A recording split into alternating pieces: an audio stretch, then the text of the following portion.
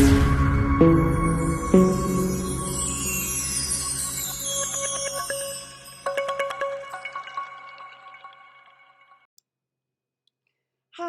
it's Erin and Simon with Assets and Arbitrage.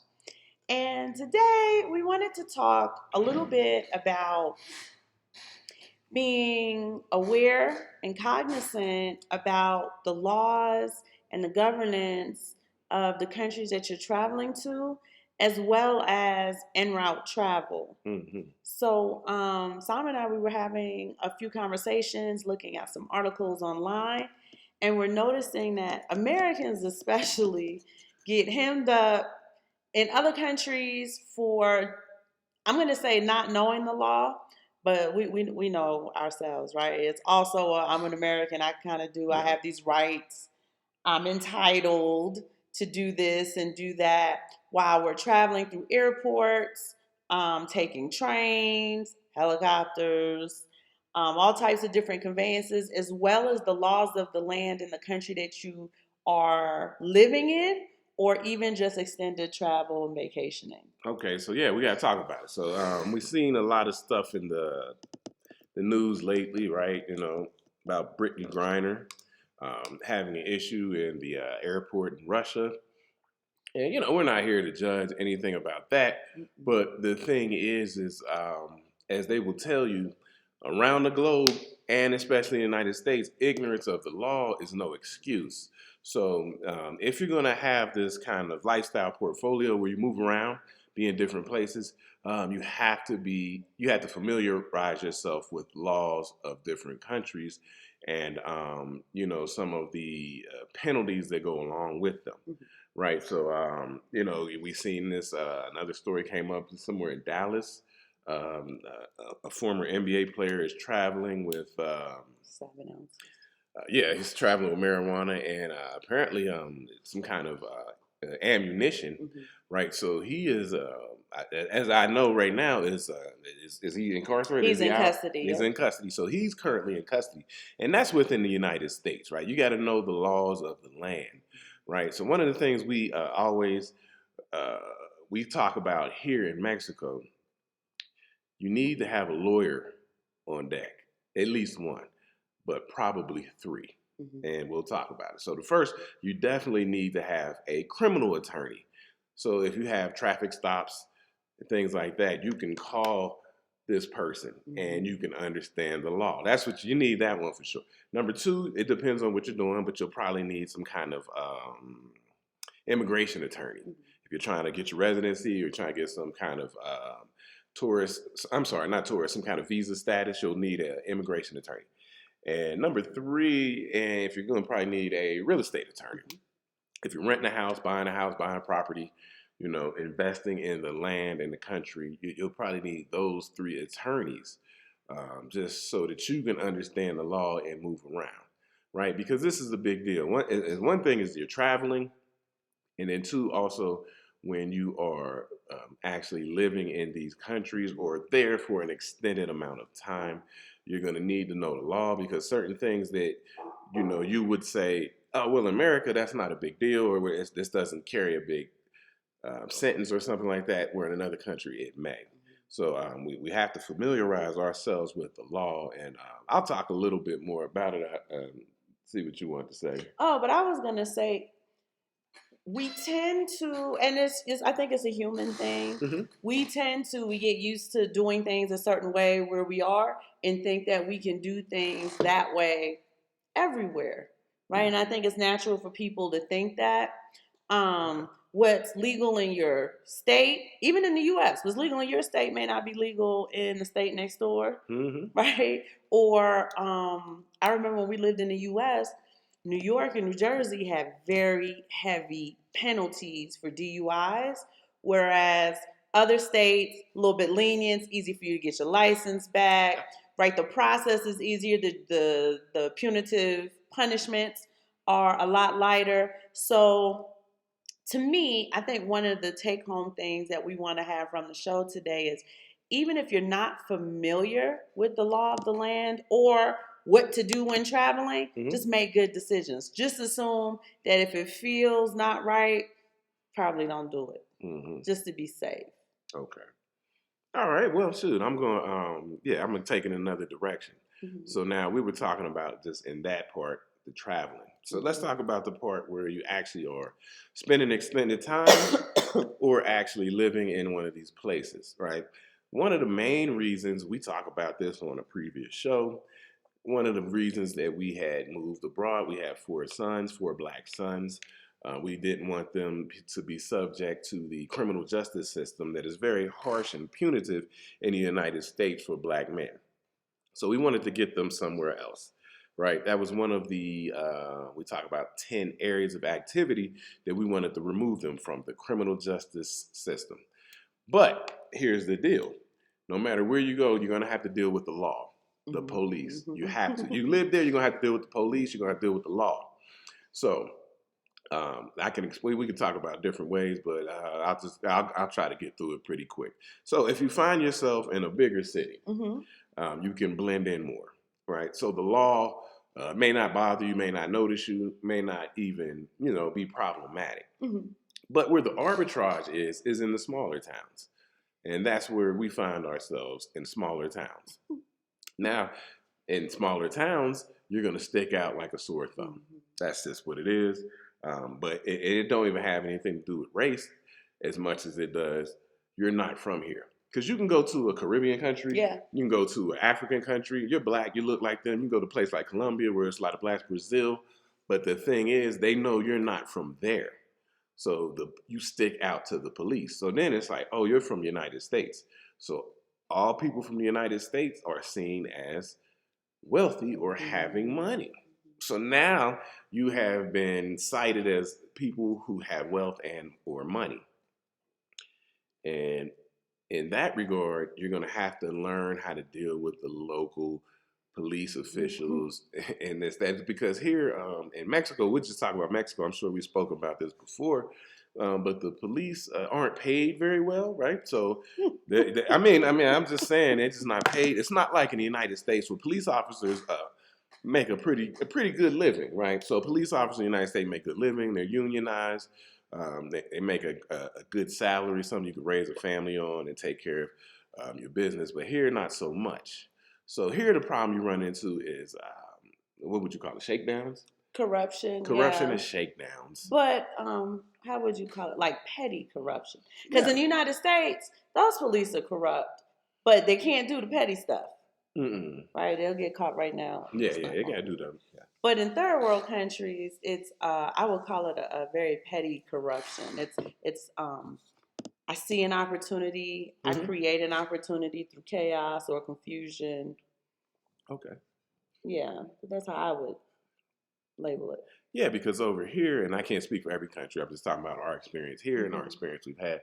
So really here, if you're dealing with the police, for example, you don't really get pulled over as much as they will just set up blockades and wave you down and say, pull to the side of the road.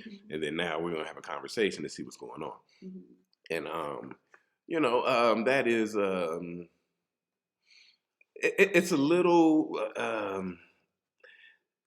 problematic. The thing is about stuff like that is that this is when you need to know the law or have your lawyer on deck where you be like, okay, because you need to know the rights, can they search your cars? Even if you're not doing anything wrong, you need to know what is going on. Like she said, they will create confusion. They will sometimes try to intimidate you. So, one time they flagged us down and you have our SUV surrounded by, 8 officers with assault rifles, right? So, our children are in the back crying and things like that. And we didn't do anything wrong. They're just looking for an opportunity to see what's going on. So here's some things we'll talk about. So in a small town, we live in a small town. You can do it in a big town, Mexico City, small town. One thing you might want to do is when you get to a place, familiarize yourself with some of the, what would you say, larger business owners or entrepreneurs within the town. People that you could maybe call when you run into a situation like, hey, this is what's going on. Is this legal? Can you come over here? Let's see about it. That's one of the things that you can do.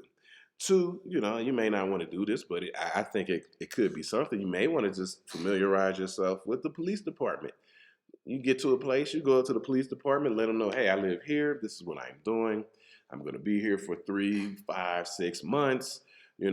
Talk to what they have here is the commandant, right? Commandant, the chief, the commander, whoever is in charge, and just let them know you're going to be here for a while. And, that way that you're not being bothered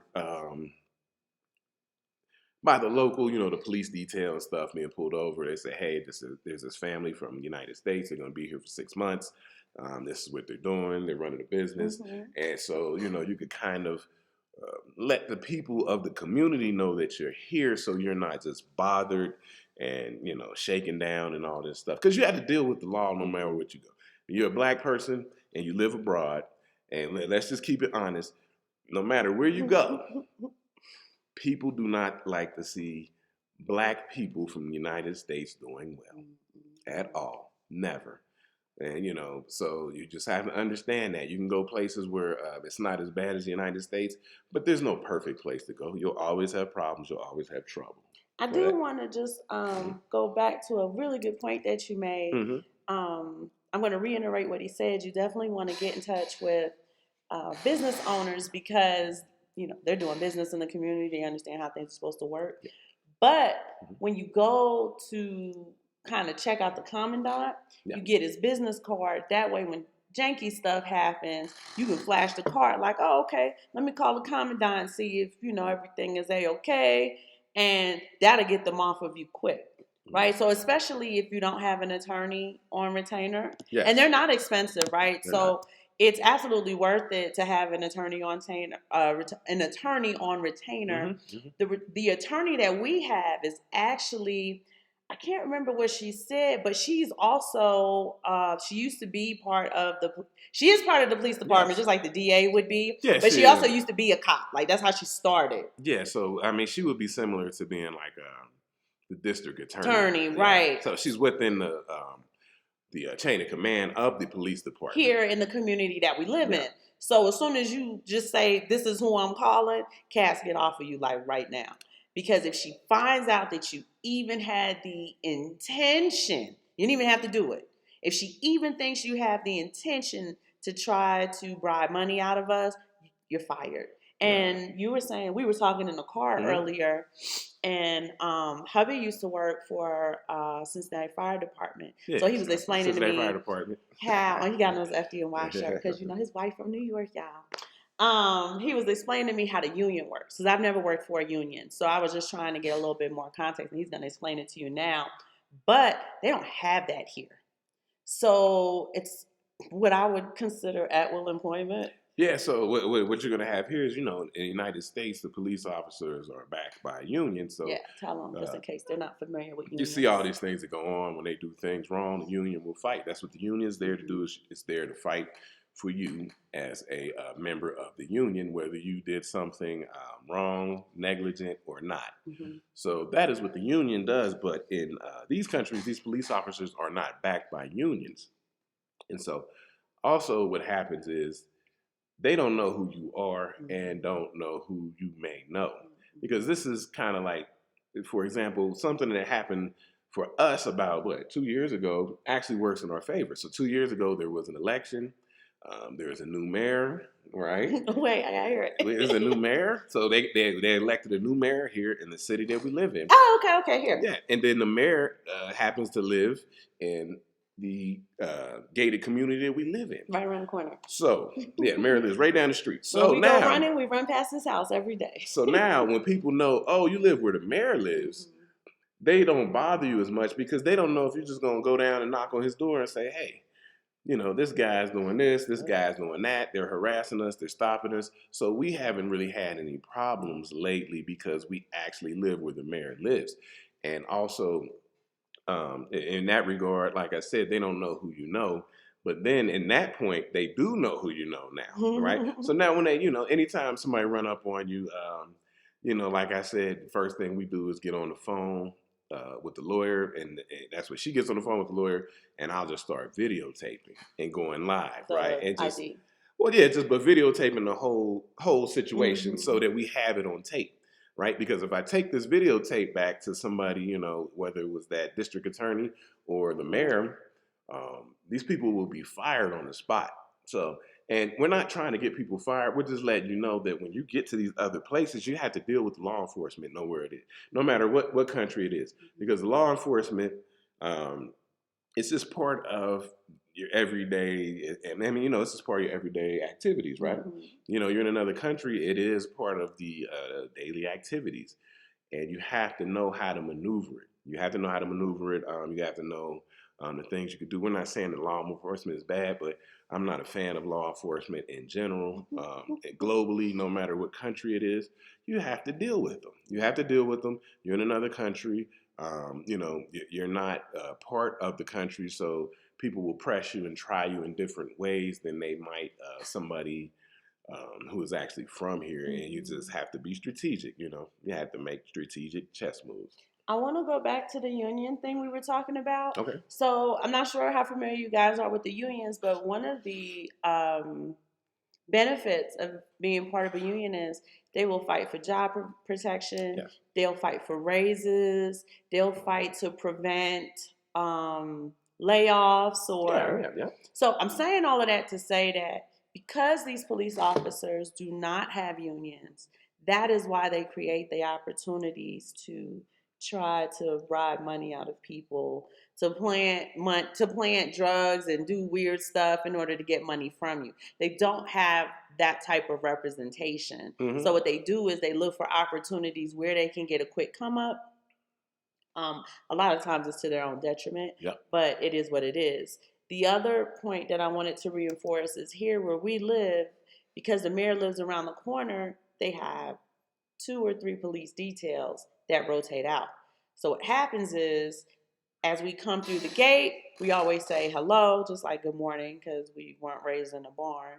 But now you have this rotating detail who's familiar with us, know we live around the corner. So as we're doing our day-to-day operations, even if they're not on the mayor detail, they're not going to pull any type of funny stuff with us. Yeah, they understand that they understand that we live up here with the mayor.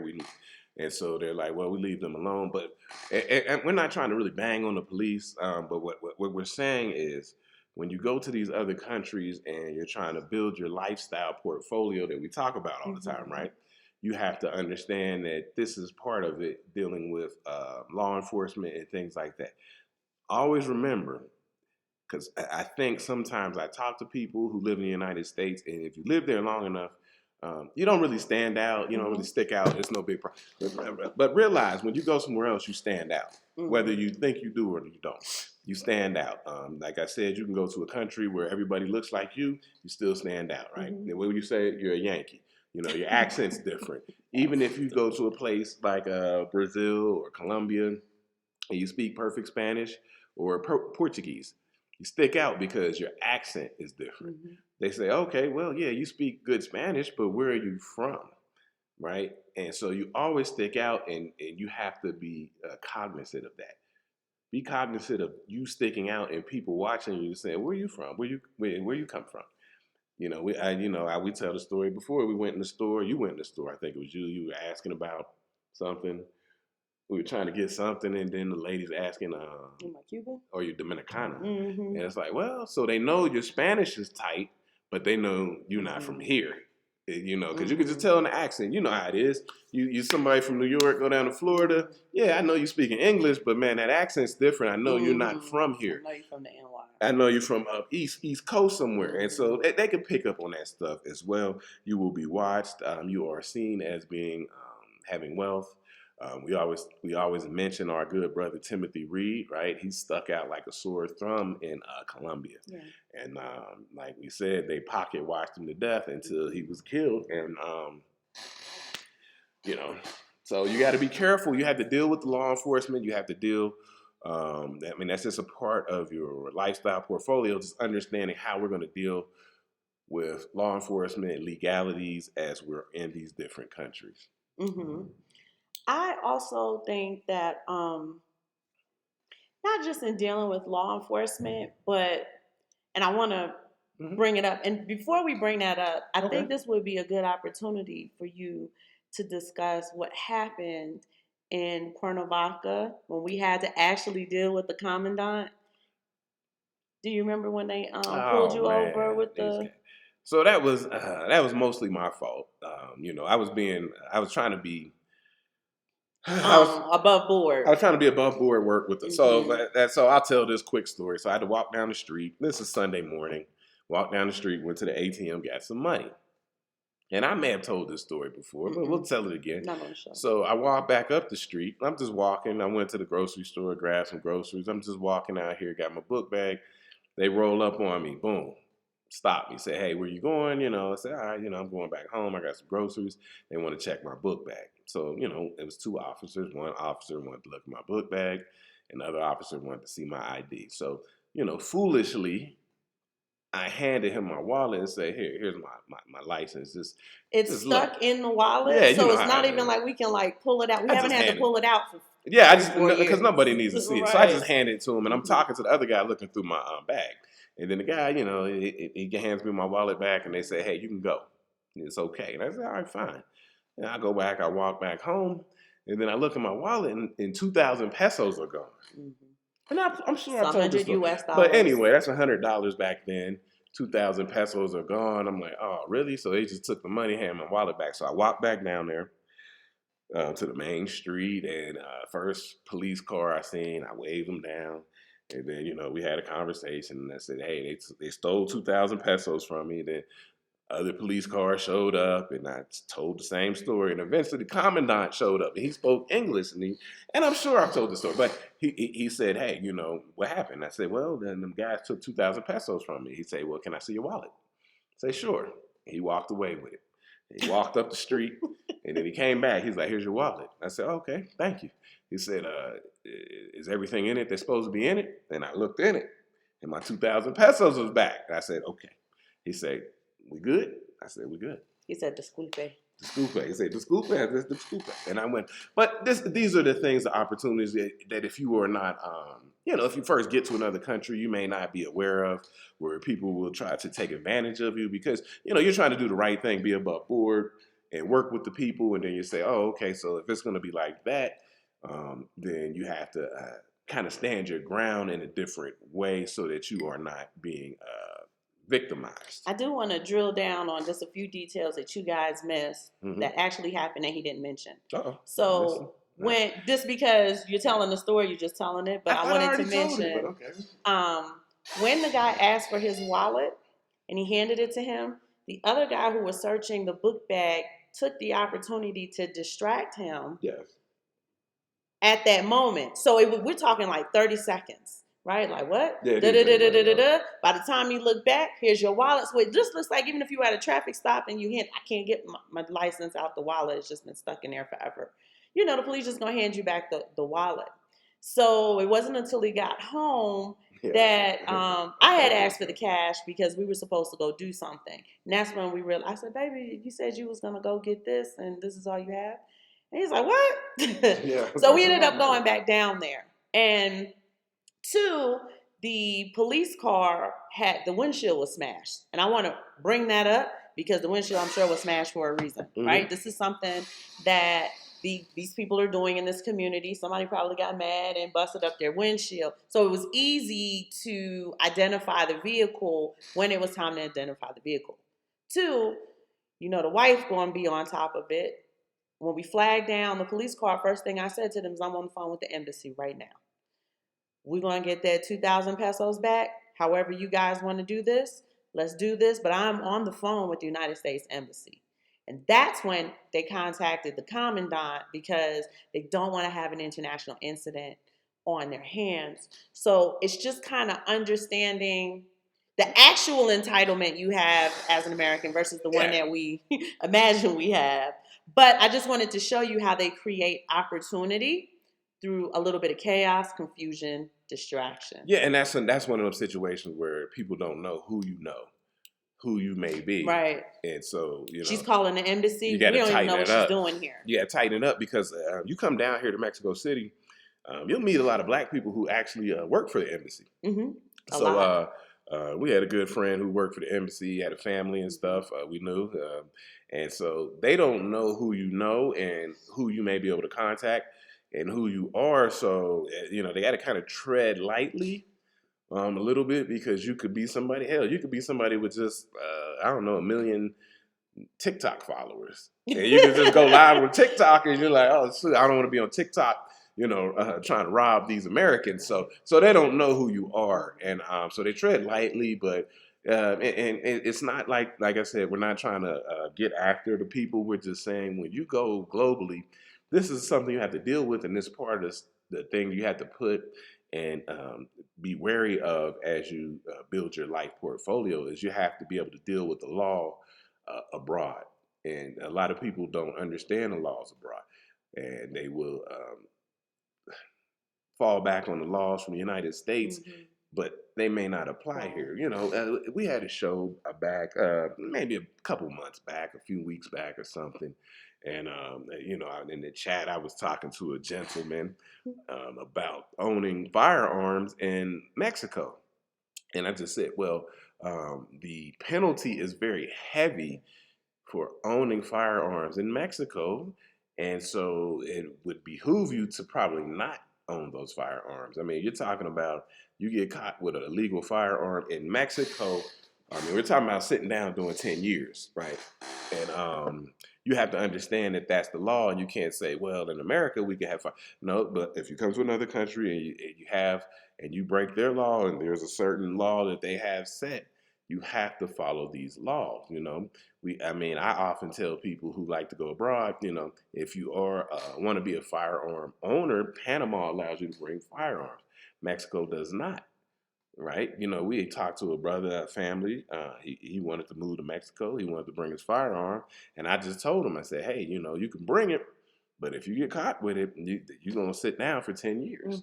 And he understood that, and he eventually ended up moving to Tanzania, as they say. Oh, yeah. Tanzania. And I don't know what their firearm laws are, but I'm hoping he did his due diligence on that, so that he could be safe and, won't be have to sit down. And that's the thing we said with the Brittany Griner. Like, there was no judgment on it. It's just understand the laws of the nation that you're moving through. And if you have some, what they call contraband, understand how they punish you for the contraband. And, that is the thing. You got to understand the law as you move around out here. Even here, they're very strict on weapons and stuff like that. So I keep a weapon in the car for safety, but it's also like a utility knife, has a compass on it and all this stuff. So if anybody ever asks, I say, it's a utility knife. I use it for this and that. It's not that I just keep a weapon. I keep like some kind of multi-tool that is an axe, but it has like, a screwdriver on it. It has like a ruler, this, that, and the third, but it has an axe on it. But if anybody stops me, says, hey, what are you doing with this? It's just a multi-tool that I carry in case I need to do something. And that's just, you got to be strategic with this stuff, right? Because you can't just roll around here in Mexico with a gun. Because like I said, you will sit down and do 10 years in Mexican prison. And I ain't here for that. I didn't come to Mexico to do that. So, you have to understand the laws of the land. Right? And he said ownership of the gun, but really just you can't be in possession of it. You don't even have to own it. Don't even have to be yours. If you're in possession of it, you're sent down for 10 years in a Mexican jail, in a Mexican prison. No. 2, it brings me to a very important point. Okay. We're human beings, right? And we like to have very real conversations with you guys. Okay. Again, I'm going to quote Zoe Williams, quoting Krishnamurti. The highest form of intellect is to observe without judgment. We like to observe the field. So we also like to come from a very realistic standpoint.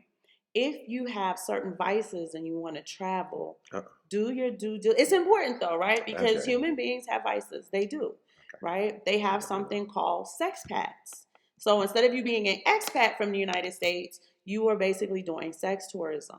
Do your due diligence and understand which countries you can, I'm going to use the word prey, even though it has a negative connotation, in which countries you can prey on the women sexually, in which countries it's not a good idea to do that. For instance, if you go to Singapore, Singapore has a very legal and open sex trade.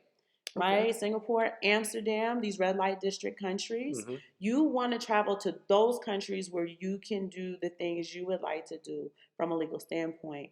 Um, Okay. the Dominican Republic, right? Those young ladies know as soon as you show up at the venues, as soon as you show up as the establishments, they are there trying to hang out in the Airbnb with you. They're there trying to hang out in your hotel with you.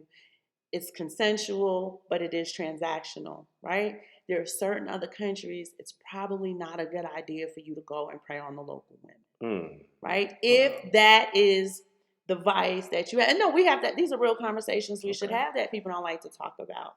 Okay. Like you said, if you Well, are a gun aficionado, Mexico's not the spot for you, nah, not at right? all. You want to go to Panama, to Costa Rica. I mean, we had a neighbor who had a crap ton of guns. He showed us like all of them. Were you allowed to have them there? I can't remember. I I don't can't know the remember, Costa and I Rican didn't do gun the laws. I research. don't know the Costa I'm Rican gun assuming that laws. this man did his due diligence because, like, he basically took us on a gun tour. Yeah, he was a libertarian, and I'm Mm-hmm. sure he did his research, so Yeah. he was probably And he knew allowed we to were have his prior guns. service military. So he Yeah. was like, hey, I want to show you some of the new stuff we have. So I'm making the assumption that it's okay there in Costa Rica as well. You likely don't need those type of weapons.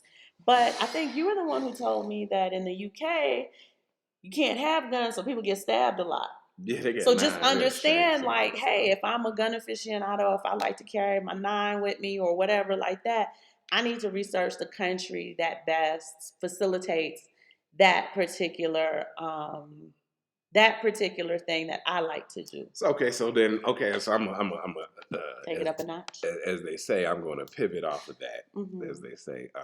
So then, what she is also saying is that if you have a vice, and we're all human, so we have these vices, that you can go to places like a Mexico and get caught and get caught doing your vice, but you have the opportunity to pay out. Mm-hmm. And I mean, if that's you, right? So if you're in Mexico, maybe if you had a gun and somebody caught you, you might have to sit down for 10 years. But they say, hey, man, give me 20,000 pesos, and But you're taking a risk. So I don't suggest it, but he's right, right? you could You pay might. you could pay your way out of trouble in certain places Mm-hmm. if you got the capital to do it. But And let's take it to a more But you trivial. shouldn't be going to place. I mean, Yeah, we're no. not advocating for you going No, places no. with your vices and doing things and Right. then paying out. But the opportunity is there because, like I said, they don't make a lot of money. So hey, if you get caught with something and they're like, hey, all right, well, we can make this go away for 20,000 pesos, then you got to give them 20,000 pesos, and then that's done. But it's best to travel to the country that's conducive to that. Now, just to pivot off of what you just said, Mm-hmm. in the United States, open container, big trouble, Mm-hmm. right? In Mexico, no. Give them the They 250 don't care. pesos, Yeah. 300 pesos. They may not even say anything about it. They may tell you put it away. But, what is big trouble in Rome is not big trouble in Spain. You know what I mean? In Right. Madrid or whatever. So just understand if this is something that I like, I can do it in these countries. In the United States, prescription medication, that's big trouble, right? You have to have a prescription to get whatever medication you're Yes. supposed to get. It has to be for you. You cannot redistribute it. Um, and doctors can tell you no if they feel like you're developing a problem. If you come to Mexico and you need a little bit more Valium than the United States likes to give you, you get a prescription from the doctor. He's going to give you as many prescriptions as you pay him for, right? If you develop a problem, not to say that the doctors aren't responsible here, but it's a little different. Like you're an adult and you got to know that this is going to be a problem for you if you continue to do it. But if you have the money to go get it, you can go get it. Now, for prescription drugs that you don't need a prescription for in Mexico, I know that the men like to come here to get their blue pills, right? You can buy as many blue pills as you like. You can resell them if you want to. You're not going to get in trouble. Do get in trouble if you resell them in the United States. I'm not telling you to do that. But like I said, if that's what your vices are, if you need this, if you need that, there are countries where I call it medical tourism. You can come and do those things without the penalty and the penalization that you would have in your home country. Yeah, we're not trying to tell people to come to other countries and do illegal stuff. do No. illegal stuff and be criminals, but we're saying that if you are, and I speak for black men, if you are heavily criminalized for the things that you do in the United States, And you know, it could be something as simple as marijuana. You find a place that is conducive to that, where you won't be penalized. You won't be, you know, Amsterdam. yeah. So you know, that's part of your life portfolio. And being self-aware. We talked about that before. Being self-aware, knowing who you are, the things that you like, the things that you do, and understanding maybe where you can go and do those things freely, you know, without being penalized, without being, you know, criminalized. So that's part of your portfolio, y'all. I mean, we're not trying to, you know, give you bad advice and say, hey, go somewhere and just, you know, do criminal activities, but you gotta, like what's criminalized here is legal here, so it's different. It's different. And if it's something that you like for instance, alcohol is legal in almost every single part of the world.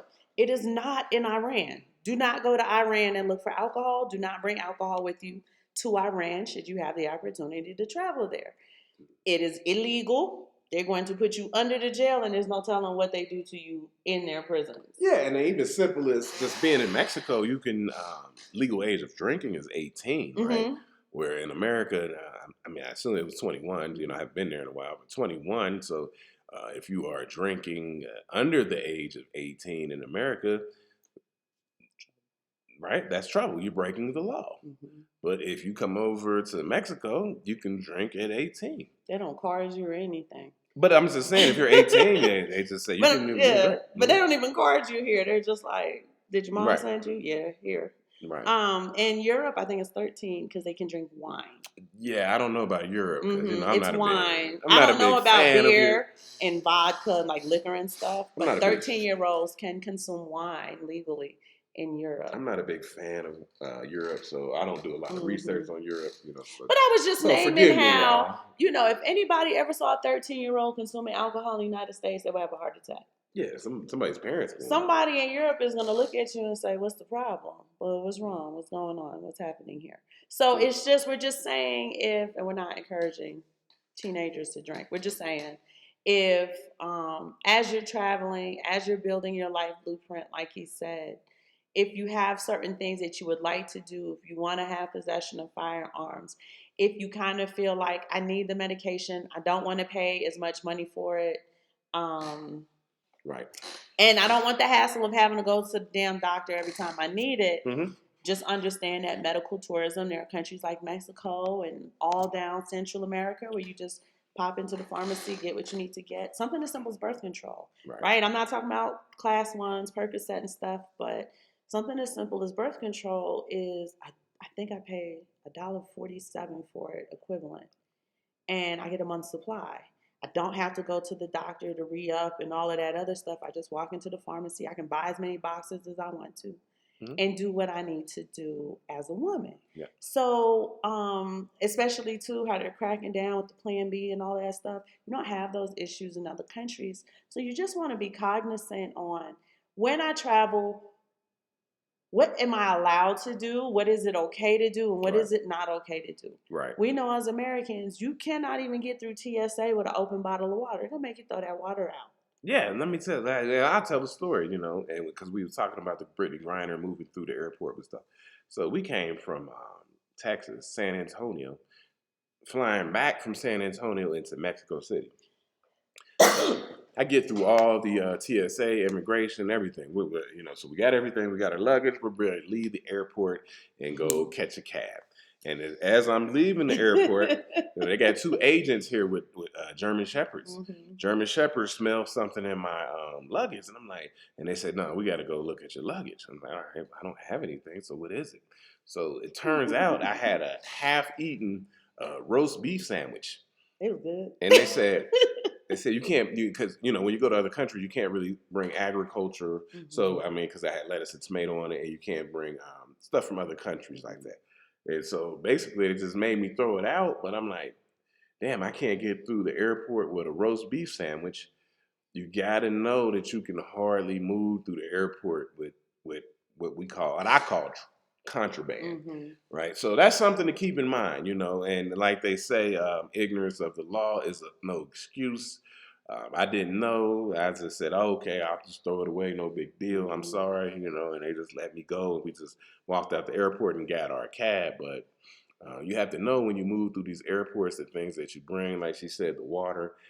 Sometimes it was a time we used to go through the airport when we had young children, and we knew that you couldn't have a certain amount of liquid. So what she would do is fill up a baby bottle with just the formula with no liquid. Just the powder. Just the powder. But they had to test the powder. But they would test the powder as if we were putting cocaine or something in a baby bottle. So, it's a big deal. You got to stop. You got to pull over. We got to sit. It takes 10, 15 minutes as you're trying to get to your flight. So these are the things, as you travel abroad, man, like you said, we don't sugarcoat it. We bring you the good, the bad, and the ugly. There's a lot of good. There's a lot of bad. And there's a ton of ugly. But, we're not banging on stuff. We're just saying, hey, when you get out here and you're traveling, just understand what you're dealing with. Learn the laws, know what you're dealing with so you don't get hemmed up in silly situations where you could avoid it. I mean, I've told the stories. I've got hemmed up just moving with cash and not even the amount of cash that you need to declare. But they're just like, well, this black man's moving with cash to another country. What's going on, sir? So you have to always be ready to move around. That's why I say, man, after all these years, I've been traveling my whole adult life. I'm kind of tired of traveling. I mean, these things that we talk about, they get on my nerves. They wear me down. And it just, even when she's like, oh, we need to go check this out, go somewhere. I'm like, oh, man, I don't even want to go. But I'll go, though. I'll go. But too, it's also understanding the best place to go to do what you want to do. So, young men, if you guys are looking for women, I mean, not even just sexually, but like you might be looking for a mate, a wife. Okay. You say, I like the way the women look in Brazil. My son wants to go to Brazil. He's like, Mom, I want beautiful black women. I'm going to Brazil. All right. Ain't no beautiful black women in Mexico. It just is what it is. Just understand, where can I go to do the things I would like to do? If you want to go for food tourism, that's a big thing. Yeah. Definitely. Right? People go, I travel for food. I don't. But people travel for food. So what areas of the country are the best areas to go to travel for food? If you wanted to go, now I talk about the men and the women, but Africa is where a lot of white women, whether they're American or European, they're going to find men there in Africa. And they're getting married, they're sending them money, they're taking care of them. Like it's part of that particular sex tourism. Yeah, and I say sex tourism, I don't want you guys to have a negative connotation of we're human beings. That's what we do. That's how we relate to each other. And sometimes people are literally looking for companionship, like an actual mate. Yeah. Right? I'm not talking about the actual red light district of Amsterdam, but nobody's judging. If that's what you want to do, Amsterdam's the place to do it. It's probably not a good idea to do it in the bush part of Mexico. You know what I'm saying? Like, or the favelas of Brazil. Women look great there, but the local guys may not like that. Yeah. So you just want an idea on people like to travel to shop for, you may come to Mexico for precious metals, like the actual mining part. Yeah. Because you can get precious metals in the United States, but you may want to go to and be that part of the process with the mining or whatever. You may want to travel for jewelry or, like we say, craftsmanship. People travel for those type of things. I want handmade this, handmade that. So just understand, what is the best way to travel? How should I travel? I'm going to leave you guys with one more tidbit that I think is important. When traveling, when moving about any country, I think as especially Black Americans, it is important that if you're going to stand out anyway, dress nice. I'm not saying wear your Sunday best, but I don't think it's a good idea to travel in sweats and t-shirt and like set yourself apart. So when you do have to deal with law enforcement, they do have a certain way that they approach you and respect you when they see how you dress, how you carry yourself. You guys notice I wear my pearls a lot. I like to have nice blouses. I mean, we run our businesses from home. I can wear sweats. I can wear whatever I want to. A holy t-shirt. I can wear a hoodie. I don't. I get up. I get dressed. We typically dress nice. A lot of times he has on a polo shirt, khaki pants. And when we move about, we're going to stand out anyway. if something happens and you come and you approach us, you have to approach us with respect because we are well dressed. We do have status. Yeah, that's something I'm familiar with the Nomad Capitalist, Andrew Henderson. So check him out, Nomad Capitalist. But he had mentioned that he'd done a couple of shows about that as far as dressing nice when you're traveling, right? And I don't know when you travel, it's a pain. It's a pain in the ass. Like you got to take your belt off or something if you got slacks on Yeah. or something. And but then you got if you got cufflinks or something, you got to take those off. But it just helps as you move along that people can see that this person is dressed nice. This is a person of I don't want to say wealth, but some kind of business class type of things, especially if you're going to be in first class and or business class.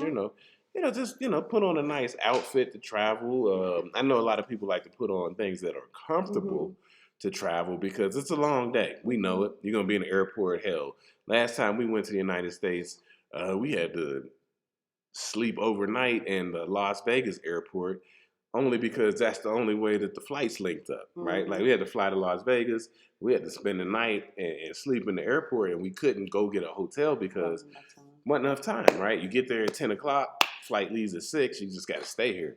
So I understand dressing comfortable for things like that. But yeah, you want to dress nice so that you move around. People respect you, especially gonna be a business class, first class. They talk to you different. They approach you different. Very often we get preferential treatment because they're like, you guys don't look like you're going on vacation. You look like, and most of our trips are business trips, even though they have a vacation vibe to it. It's intentional travel. So we are often treated very differently, and we often have really good preferential treatment experience when we are traveling and moving about countries. People are often more willing to help. Yep. Two, because they're like, you look like you got money. I want you to tip me. I'm going to do whatever you ask. I want, tip me. But it just makes it a different experience for you. So I would absolutely suggest when you are traveling, especially intentional travel, that's really just a business trip. And one, you should write it off. But two, like I said, it'll change the scope of your experience. How the flight attendants talk to you, how TSA talks to you. Even when they're asking questions, they're very respectful because they don't know who you are. They don't know what you're doing here. If you're traveling like layover, like I'm going from San Antonio to Denver to Cincinnati, they do treat you differently because they're not really sure, what's going on. But especially international travel, they will treat you like the Obamas when they see, us coming through because everybody else is dressed comfortably and you guys stand out because you seem to be dressed up for some type of business. And it looks like there's some money involved, so we don't want to offend you. Yeah. So yeah, I mean that's what we want to talk about. If you're gonna move abroad, do things and or stay abroad, right, for a decent amount of time, you just want to have to understand the laws of the place that you're going. Whatever country it may be, you have to do your due diligence, right? And once you figure out what the laws are there, then you understand that how you can move around, right? And the things that you can do, and so that you don't get hemmed up like some of these people we were talking about, who we understand that the things seem a little draconian and it was a little like heavy-handed, but man, if that's the law that they have in place, you should be aware of it so that you don't violate that law and have those situations. And it's just part of your lifestyle portfolio. You move around, it's gonna be different things. You go different places, different laws, things that in America you're like, well, they ain't tripping on that. I said, well, sometimes in another country, they're like, nah, this is a big problem. So we have to keep that in mind if you're going to move around and try to get these arbitrages in other countries. You definitely want to be aware of the laws, and like we said, I'm a big proponent of having a lawyer on deck, just so that you know what's going on, and or some people in the community who can tell you if this is the way it goes or it shouldn't go. So you just gotta be strategic. You gotta be strategic when you move around the world, because like she said, Americans kind of, what would you say? entitled. You go to the places, you say, hey, this isn't how it would be in America, and they're like, well, this isn't America. Mm-hmm. So then now you're right there, like, you know, you're up against the wall. This isn't America over here. If you break this law, this is what happens. So you know, just be cognizant of what's going on. Be cognizant of what's going on, I would say. I want to make one more point that you've made in a couple shows, Okay. but I just want to repeat it on this show because I think it's important. Okay. Even when moving around, like I'm back to the like dress well, carry yourself well. Okay. Even when I go to the grocery store, I'm dressed up because as Black people, when we're traveling, they are trying to discern, especially if your Spanish is good. And I'm just saying Spanish, but what if I knew Creole when I was in Haiti? You know what I mean? Yeah. They're trying to find a way to figure out what type of Black are you, because if you're Nicaraguan, Mexicans have status over Nicaraguans, just like Americans have status over Mexicans. You understand what I'm saying? Okay. So they're looking for an excuse to, am I going to treat you like shit or am I going to treat you like royalty? And I think it's important. Even when we move around the community here, like I said, I treat it like a job. It is part of the arbitrage. It's part of our business. Okay. It is part of our brand. I do not go to the supermarket in a hoodie and sweats. Like I go to the supermarket, I put my pearl necklace on, I put my necklace on, I put my nice blouse on, I put my boots on, my heels. I look different than the people just shopping in the supermarket. If something stupid happens in the supermarket, I am going to be treated differently. You understand what I'm saying? If I need help, if somebody tries to pickpocket you, if you need to get the police involved in some stuff that's happening, you are commanding without demanding. You are commanding a certain level of respect, and you are going to be approached with that certain level of respect. Right. Right? You are infusing money into their community as you're moving about, as you're shopping. That's why I say even little mundane things. If I have to go pay the internet bill, I get up, I get dressed to do it. I'm going on a business trip. I have to go pay a daggone internet bill. They're going to treat me different. If the machine's not working, ma'am, please be patient with us. We're going to get this done. Yep. They're not going to be shitty with you like they would when you show up and they think like, she look like she might be from Nicaragua. I'm going to kind of... She's asking for a lot. You understand what I'm saying? And that's really what they're looking for. They are looking for opportunities to, can I get some money out of you? Can I be shitty to you? And that's the truth. Yeah. You're Black everywhere you go, but what kind of Black are you? Oh, you're American Black. Yeah, so I gotta tread softly and probably be real nice if I want to see if I can get what I need to get out of you. I need to be a little bit more helpful than I would be if you were, say... They always ask if I'm Cuban or Dominican, so I'm not really sure where we're going with that. I said maybe one day for an experiment, I would see how are you going to treat me if I say I'm Cuban. Yeah, I mean, and what she's saying was just simplified. Is just trying to see what type of Black person you are, right? Because, you know, a lot of times in America, because it's a melting pot, it's about a race. But once you leave America, it becomes about nationality. Yeah. The race is the race, right? So, but they want to know, okay, I see you a Black person, but are you Cuban or are you from America? Because those are two different things.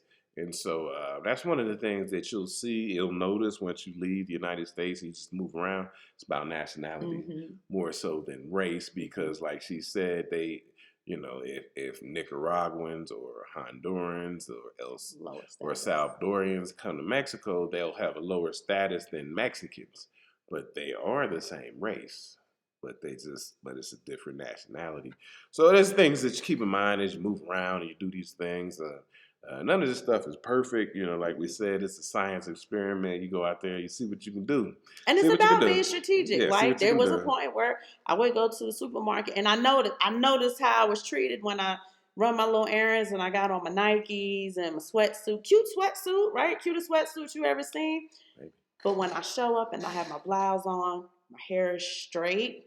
I noticed that straight hair, for whatever reason, is better than curly hair here. It's weird, right? But when my hair is straight, I have on my jewelry.